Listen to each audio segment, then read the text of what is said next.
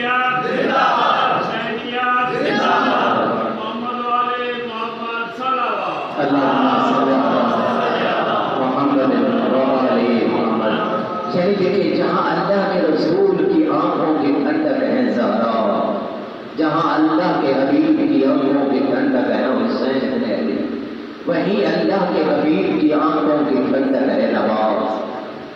کیونکہ سرکار فرماتے ہیں جب بھی رسول اللہ ممبر پہ بیٹھے ہوتے تھے اور حسین بن علی آتے تھے تو سرکار اپنے ممبر سے اتر کر حسین بن علی کو آگے بڑھ کر لیتے تھے، استقبال کرتے تھے۔ اور اسی طرح جب بھی جناب سید آتی تھی قام رسول اللہ کے رسول اپنی مسند سے کھڑے ہو جاتے تھے اور بڑھ کر استقبال کرتے تھے۔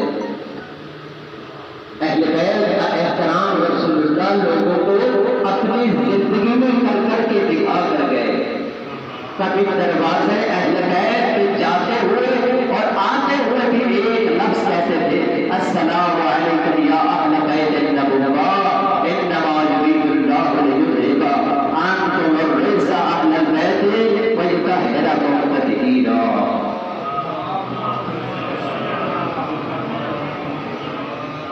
کیا مقام ہے رسول اللہ کا اور کیا مقام دکھایا ہے رسول اللہ نے ہمیں اہل بیت کا۔ اور اس دروازے سیدہ سے جو ہمیں سبق ملا ہے وہ کیا ملا ہے؟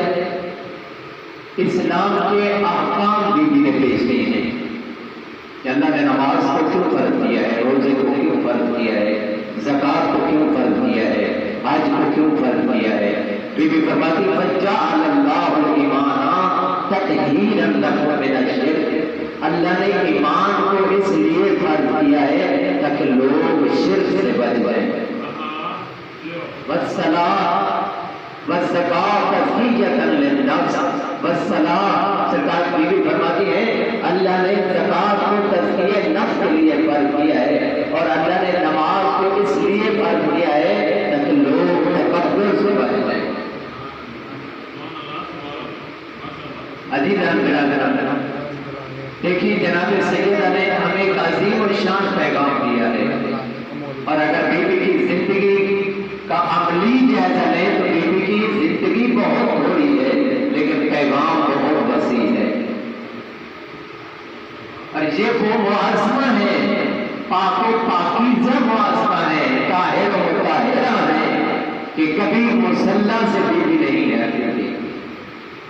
اور اس بی بی کی سیرت میں یہ ہے کہ جب بھی شب جمعہ آتی تھی تو اپنے بیٹوں کو ساتھ کھڑا کر دیتی تھی، ایک طرف امام حسن علیہ السلام کو اور دوسری طرف امام حسین علیہ السلام کو مصلی عبادت پہ کھڑا کر کے بشریت کو یہ پیغام دیتی تھی کہ اے میرے بیٹو، اگر باقی ماؤں کے بچے بھی سو کر گزار دیں اور زہرا کے بیٹے بھی سو کر گزار دیں تو پھر باقی ماؤں اور زہرا میں فرق کس چیز کا؟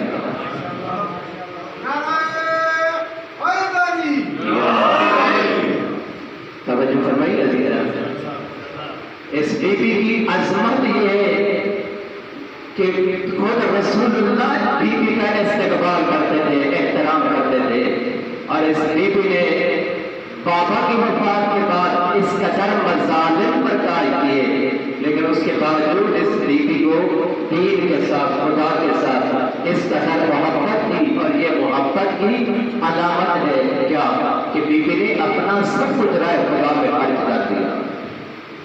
اور یہ حدیث میں آپ کے سامنے پیش کرنا چاہتا ہوں کہ بی بی فرماتی ہے جب رسول اللہ صلی اللہ علیہ وسلم نے جناب سیدہ سے پوچھا کہ اے سیدہ، آج جبریل میرے پاس آئے ہیں اور وہ پیغام لائے ہیں، میرے لیے نہیں فقط آپ کے لیے لائے ہیں، اور اللہ کی طرف سے پیغام لائے ہیں کہ زہرا سے پوچھو آج جو مانگنا چاہے میں عطا کروں گا۔ اگر یہ بی بی مانگتی تو پوری سلطنت بھی گر جاتی، سب خزانے گر جاتے، لیکن بی بی نے جواب میں کیا فرمایا کہ بابا جان مجھے 3 چیزیں پسند ہیں، اس دنیا میں 3 چیزوں سے میں محبت رکھتی ہوں، اور ان 3 چیزوں میں سے پہلی چیز بی بی کیا فرماتی ہیں کہ اے بابا جان مجھے آپ جیسے سید الانبیاء کے چہرہ کی زیارت پسند ہے۔ یہ رسول اللہ کا مقام ہے جناب سیدہ کے نزدیک کہ بی بی کس قدر اپنے بابا کی عظمت پیش کرتی ہیں اور کس قدر اپنے بابا سے محبت رکھتی ہیں۔ اور دوسری چیز بی بی فرماتی ہے کہ مجھے اس دنیا میں تلاوت قرآن پسند ہے۔ اور تیسری چیز بی بی فرماتی ہے مجھے راہ خدا میں خرچ کرنا پسند ہے۔ عزیزان برادران، ابھی اس لفظ کو غور کرنے کا ہوگا کہ بی بی فرماتی ہے مجھے تلاوت قرآن پسند ہے، میں تلاوت قرآن کو محبوب رکھتی ہوں۔ اور یہی وجہ ہے تاریخ ہمیں یہی کہتی ہے کہ جناب سیدہ فاطمہ الزہرا سلام اللہ علیہا گھر میں جو بھی کام کر رہی ہوتی تھی ساتھ ساتھ قرآن پاک کی تلاوت کر رہی ہوتی تھی۔ بی بی چکی چلا رہی ہیں، قرآن کی تلاوت کر رہی ہیں، گھر کا کام کر رہی ہیں، قرآن کی تلاوت کر رہی ہیں، جو بھی کام کر رہی ہوتی گھر میں ساتھ ساتھ قرآن پاک کی تلاوت کر رہی ہوتی تھی۔ لیکن میرا سوال یہ ہے کہ ہم قرآن سے کتنی محبت رکھتے ہیں، ہم کتنا قرآن سے لگاؤ رکھتے ہیں، اور ہم دل میں کتنی قرآن کی تلاوت کرتے ہیں۔ دل کے صلوات پڑھیے محمد والے۔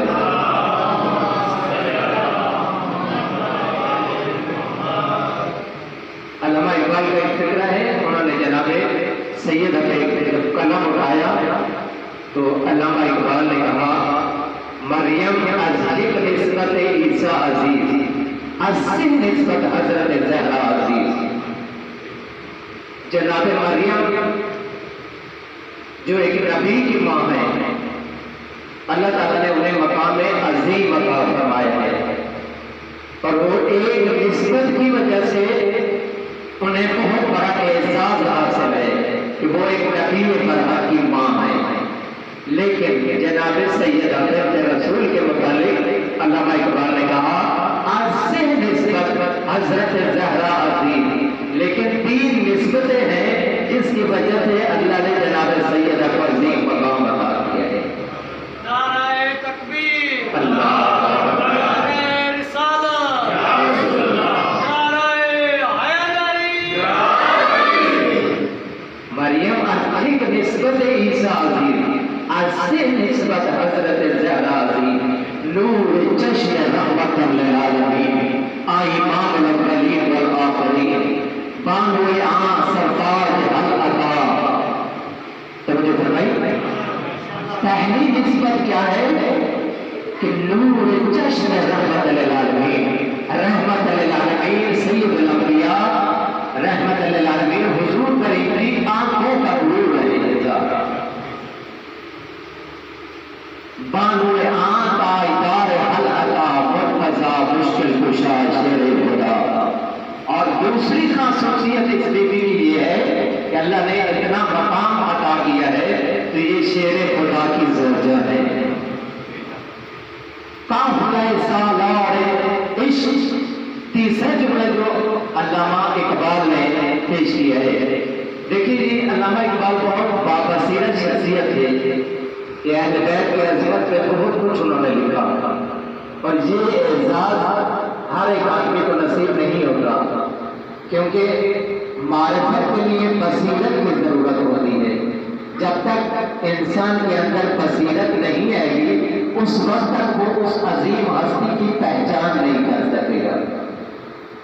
ہم بھی علی علی کرتے ہیں، ہم بھی حسین حسین کرتے ہیں، لیکن ہماری عملی زندگیوں میں نہ علی نظر آتے ہیں نہ حسین نظر آتے ہیں۔ صلوات پڑھیے محمد والے۔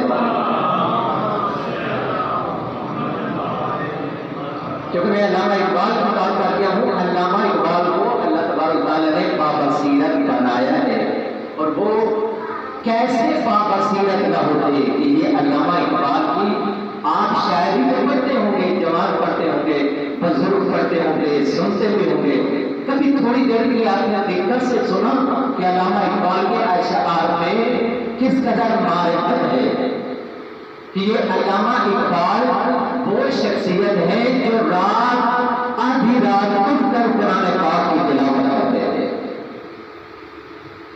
مناجات کرتے تھے، راز و نیاز کرتے تھے۔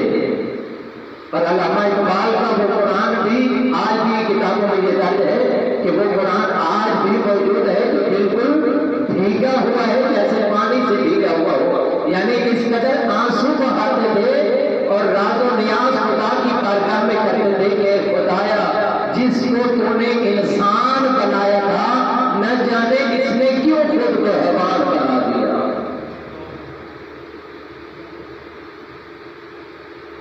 اور وہ اس لفظ میں بھی انہوں نے شعر لکھا کہ جب انسان لا الہ الا اللہ پڑھتا ہے، محمد رسول اللہ کرتا ہے، تو اقبال نے کہا مجھے سمجھ نہیں آ رہی، یہ امت کلمہ پڑھ رہی ہے، جبکہ حکم کیا تھا جب کلمہ پڑھے گی لا الہ الا اللہ تفلحون، لا الہ الا اللہ کرنے کا نتیجہ کیا ملتا ہے؟ تاکہ انسان نجات حاصل کرے۔ لیکن یہ امت، یہ قوم، یہ رسول اللہ کی عظیم امت قرآن پڑھتی ہے لیکن نجات حاصل نہیں کر رہی۔ علامہ اقبال نے اسی جملے کے پس منظر قرآن کے سامنے ایک شعر پیش کیا کہ زبان سے کہہ دیا لا الہ تو کیا حاصل، دل و نگاہ مسلمان نہیں تو کچھ بھی نہیں۔ علامہ اقبال نے کہا فقط زبان سے لا الہ الا اللہ کہنا کافی نہیں ہے۔ اس اقبال نے جناب سیدہ کی عظمت پہ جب جملہ کہا کہ اس معظمہ کو اللہ رب العزت نے 3 وجوہات ہیں کہ جس کی وجہ سے برتری عطا کی ہے، عظمت عطا کی ہے، فضیلت عطا کی ہے، رحمت للعالمین کی آنکھوں کا نور ہے، شیر خدا کی زوجہ ہے، سالار قافلہ جو اس کا قافلہ کے سالار تھے، یعنی عاشق خدا حسین بن علی جنہوں نے مدینہ سے سفر کیا اور کربلا کے میدان میں اپنی تمام قربانیاں دے دی۔ علامہ اقبال کہتے ہیں اس حسین بن علی کی ماں نے فاطمہ الزہرا، اور بیٹی خود کیا فرماتی ہے کہ مجھے قرآن کی تلاوت پسند ہے، اور دوسرا رسول اللہ کے چہرے کی زیارت محبوب رکھتی ہوں، اور تیسری چیز راہ خدا میں خرچ کرنے کو۔ اور یہ تینوں چیزیں اللہ تعالیٰ نے جناب سیدہ کو دنیا میں ہی عطا کر دی، جب تک زندہ رہی رسول اللہ کے چہرے کی زیارت کرتی رہی۔ اور دوسری چیز قرآن پاک کی تلاوت، جب تک زندہ رہی قرآن کی تلاوت کرتی رہی۔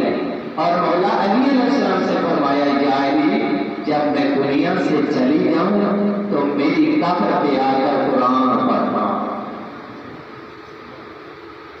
اور تیسری چیز بیٹی نے فرمایا کہ مجھے راہ خدا میں خرچ کرنا بہت پسند ہے، اور جو کچھ بیوی نے خرچ کیا یہ کربلا میں جو سرمایہ تھا یہ اس معظمہ کا تھا۔ علی اکبر، حضرت عباس، حضرت قاسم، حسین بن علی، جتنی قربانیاں تھیں یہ کس کا سرمایہ ہے؟ جناب سیدہ نبی کے صلی اللہ علیہ وسلم۔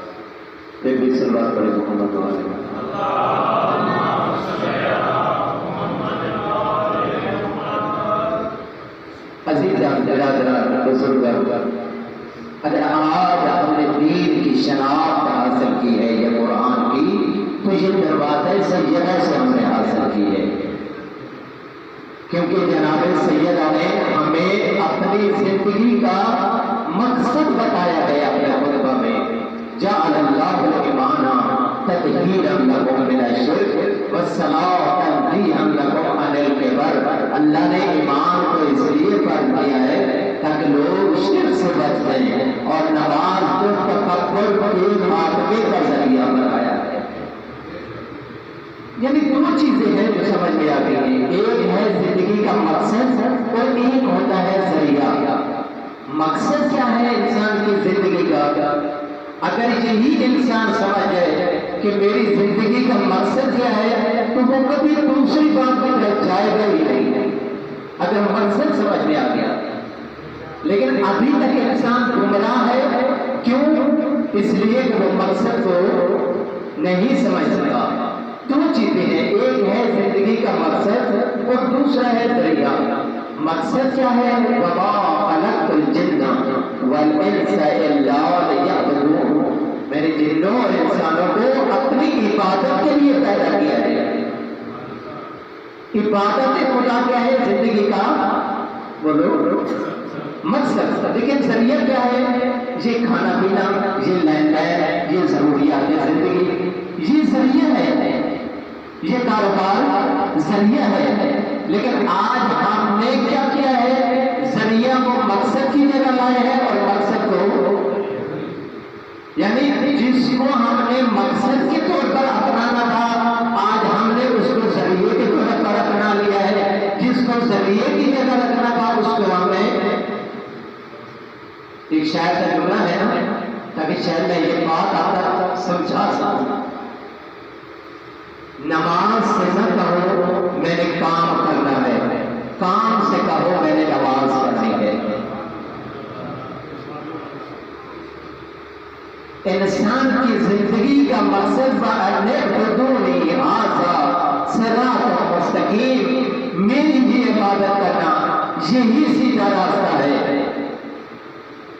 اب میں آپ کے سامنے ایک مثال دیتا ہوں ذریعہ کی. ایک طرح سے انسان کو مشکل سے مشکل کام پر پیش ہو جائے. مثلا انسان کو اطلاع ملتی ہے کہ آپ کا نقصان ہو گیا ہے اور انسان کیا کرتا ہے؟ اس طرف دوڑ لگاتا ہے. لیکن دوسری طرف آواز بلند ہوتی ہے اللہ اکبر، اشہد ان لا الہ الا اللہ، اشہد ان محمد رسول اللہ.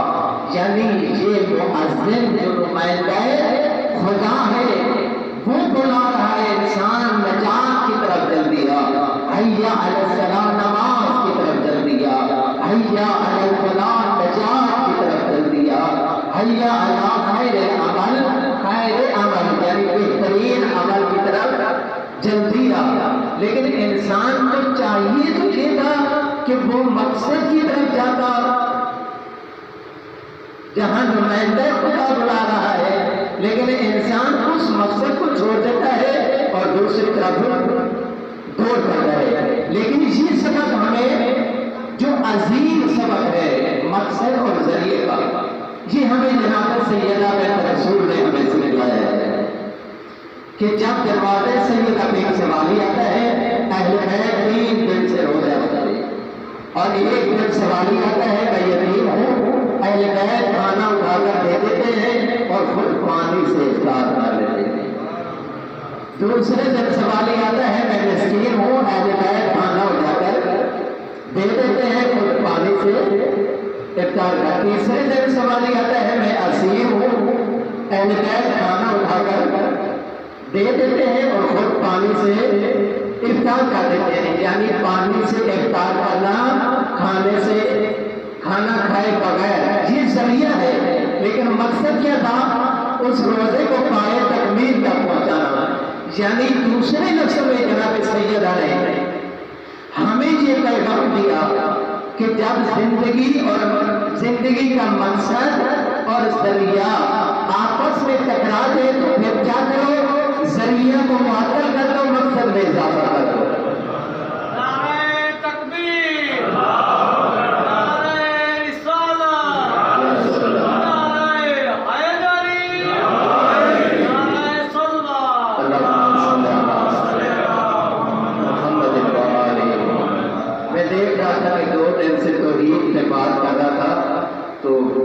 خوشی محسوس ہو رہی تھی تو میں نے کہا یہ چند جملے آپ کے سامنے فضائل کے بھی پیش کرتا ہوں، لیکن چونکہ ذمہ داری ہے اور ذمہ داری کو نبھانا مومنین کا کام ہوتا ہے.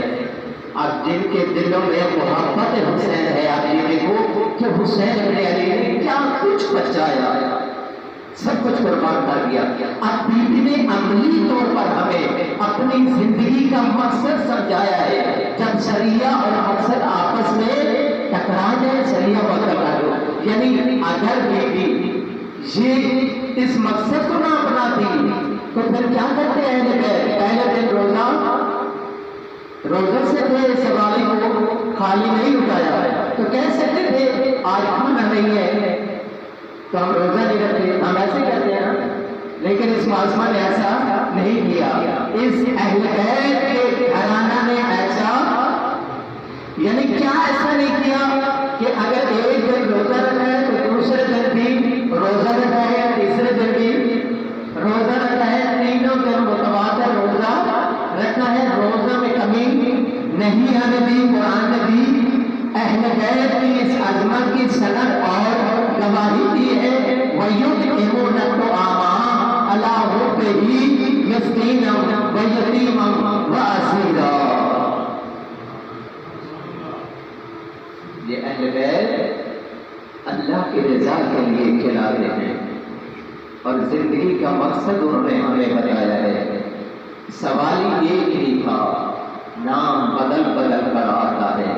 کبھی یتیم بن کر آتا ہے، کبھی مسکین بن کر آتا ہے، کبھی اسیر بن کر آتا ہے. اور دیکھیں اس قدر عظیم پیغام تھا جس پیغام کی خاطر اہل بیت نے قربانیاں پیش کی. اگر وہ قربانیاں پیش نہ کرتے تو شاید آج وہ پیغام ہمیں نہ ملتا. اور یہی وجہ ہے مقبل کی کتابوں میں یہ روایت درج ہے کہ امام سجاد علیہ السلام جب واقعہ کربلا کے بعد مدینہ پلٹ کر گئے، کسی بندے نے تنزل امام سے سوال کیا. اور سوال کیا تھا کہ مولا آپ کو ان قربانیوں کا کیا ملا؟ اتنی قربانیاں دی، خیمے جل گئے، لاشوں کے گھوڑے دوڑ گئے، جوان قربان کر دیے، بچے قربان کر دیے، انصار صحابی قربان کر دیے، کیا ملا؟ اس کا یہ جملہ ختم ہونا تھا. اب میرے امام مظلوم نے ایک لحظہ کے لیے اسے خاموش کرایا، فرمایا ابھی میں جواب دیتا ہوں. تھوڑی دیر بعد آواز بلند ہوئی، مؤذن کی، اللہ اکبر اشہد ان لا الہ الا اللہ. جیسے ہی یہ اذان بلند ہوئی تو امام نے فرمایا یہی نتیجہ ہے ہماری قربانیوں کا. اگر ہم قربانیاں نہ دیتے تو آج تجھے آزان یہ کیسا امام کو ماننے والا ہے جو فقط امام کا خنجر یاد رکھتا ہے لیکن سجدہ یاد نہیں رکھتا. علامہ اقبال کا خوب جملہ ہے باب سیرت کا نام کہ اسلام کے دامن میں بس اس کے سوا کیا ہے، ایک ضرب ید اللہ، ایک سجدہ شکیل. اسلام کا خلاصہ اقبال نے پیش کیا ہے، ایک ضرب ید اللہ، ایک سجدہ. اس سجدہ شبیری کی قیمت کا آپ کو کیا پتا؟ اگر سجدہ شبیری کی قیمت پوچھنی ہے تو اس معظمہ سے پوچھو جو ایک ایک تلوار بھی گر رہی تھی، ایک ایک خنجر بھی گر رہی تھی. اس سجدہ شبیری کی عظمت پوچھنی ہے تو سید سجاد سے پوچھو. اس سجدہ شبیری کی عظمت پوچھنی ہے تو جناب زینب عالیہ سلام اللہ علیہ سے پوچھو کہ جنہوں نے شام کے بازار میں بھی جہاں اسیر کی کے بھی واجب کو پوچھا، کبھی نوافل بھی قضا نہیں ہوئے. ابھی بھی آپ کو ہمیں توحید کی باتیں ناپسند ہے. میں کہتا ہوں وہ بدبخت ہے انسان جو خدا شناس نہیں ہے. اے انسان جب تو خدا شناس بنے گا تو پھر تو خود شناس بن جائے گا، کیونکہ خدا شناسی خود شناسی کا ذریعہ ہے اور خود شناسی خدا شناسی کا ذریعہ ہے. اسی طرح خدا فراموشی خود فراموشی کا ذریعہ ہے اور خود فراموشی خدا فراموشی کا ذریعہ ہے. اگر انسان کو خدا یاد رہے گا تو وہ کبھی نافرمانی خدا نہیں کرے گا. اگر انسان کو خدا یاد رہے گا تو وہ کبھی قبر نہیں بھولے گا, وہ کبھی موت نہیں بھولے گا. اگر خدا یاد رہے گا تو انسان کبھی کسی کے حقوق پہ ڈاکہ نہیں ڈالے گا. اگر انسان کو خدا یاد رہے گا تو انسان اپنے خدا کی یاد کے بغیر اپنی دنیا بھی کامیاب بنائے گا. آخرت بھی. صلوات پر محمد والے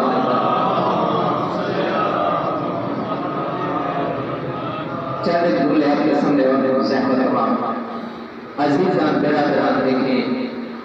آج ہمیں اشد ضرورت ہے کس چیز کی؟ اشد حباً للہ, اللہ کی محبت. فقط محبت نہیں, شدید محبت ہونی چاہیے. کیونکہ جس معاشرے میں ہم زندگی بسر کر رہے ہیں یہ بہت آلودہ ہے, اتنا آلودہ ہے. جہاں بھی نگاہ کرو, جس شخص کی طرف نگاہ کرو, اسی کی زبان سے آلودگی نظر آتی ہے. کیوں؟ اس لیے کہ ان دلوں کا تزکیہ نہیں ہوا. جب تک تزکیہ